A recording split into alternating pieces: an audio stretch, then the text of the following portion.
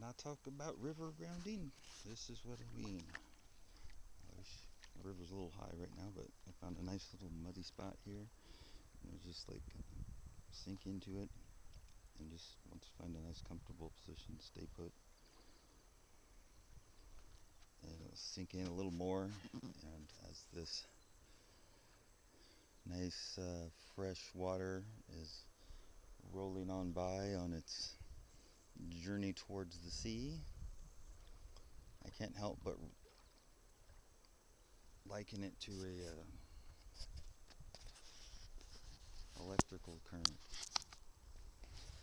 This is what would that be? Charged water returning to the salt of the uncharged. There's electrical interaction going on. That's what I'm saying.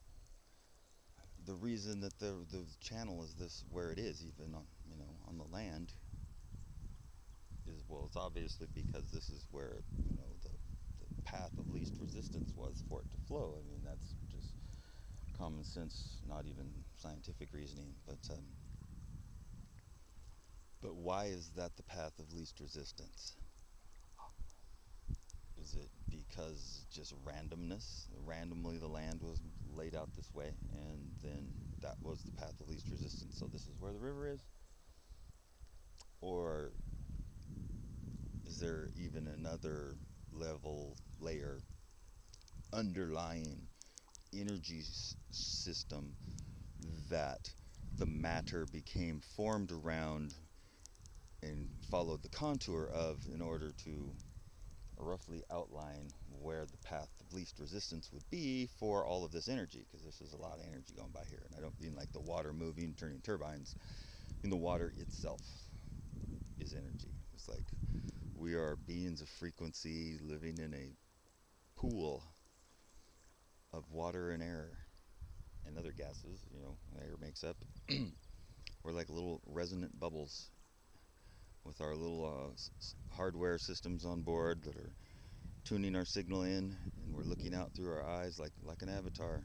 I've never watched that movie actually, but got to be. Leave me be, bee. He took off with the shade, got close to him. Ay, ay, ay. Mud. It's the greatest healer. It makes my feet almost go back to normal. They're not so swollen now. Although the bunions, whatever. Bunions.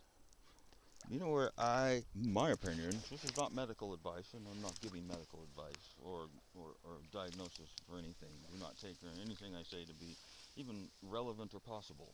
It could be the ramblings of a madman. There, I've prefaced my statement. Bunions, to me, are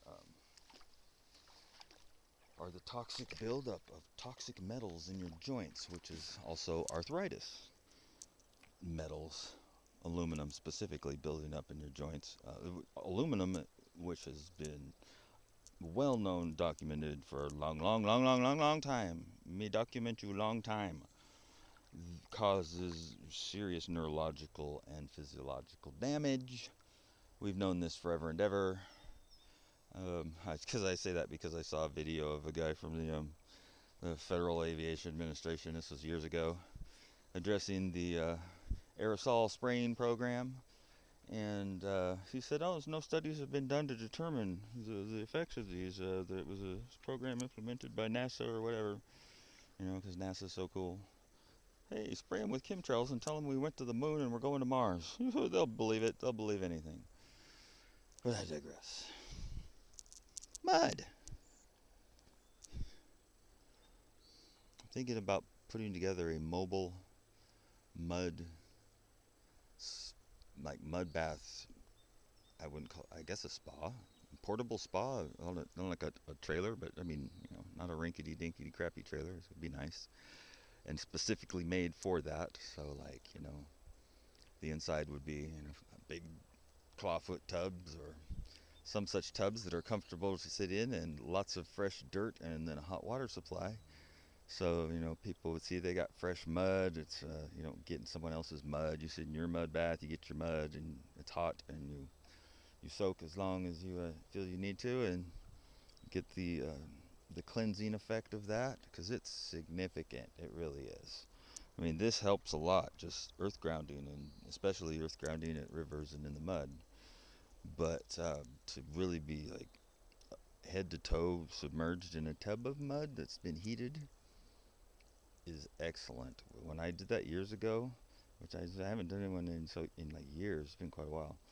But look, the frequencies on the water. There's the bigger waves, and then there's the fine ones that are just almost stationary, standing waves. Anyway, the mud. There was like a purple oil slick that of whatever came out of my skin, like literally just through it. I'm sure. What's that? An airplane's coming? Thump, thump, thump, thump, thump. Yeah, there's an airplane coming. See me thumping on my wrists, and the hair's getting all fuzzy right there. Yeah, that makes a lot of sense. It's my airplane detector. What's that? My airplane? Okay, anyway. Where was I? It doesn't matter. This is the Lewis River. This goes and flows down through. It gets wider and slower and shallower and comes out at Paradise Point, which is a beautiful spot directly under a bridge on I-5, so it's continuous traffic from the bridge. It was a beautiful spot. I mean, it's still nice, but you gotta like walk quite a ways away to down the thing. There's some interesting landscape in that forest over there too. I noticed it was like it looks like there could have been buildings there long ago, and the forest has overtaken them now. But there's some of the rock formations look like they would be the substructure of buildings or something. Definitely interesting.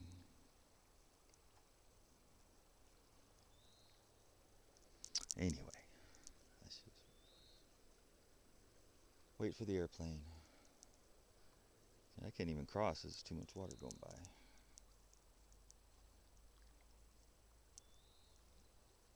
Alright, I guess I'll end it.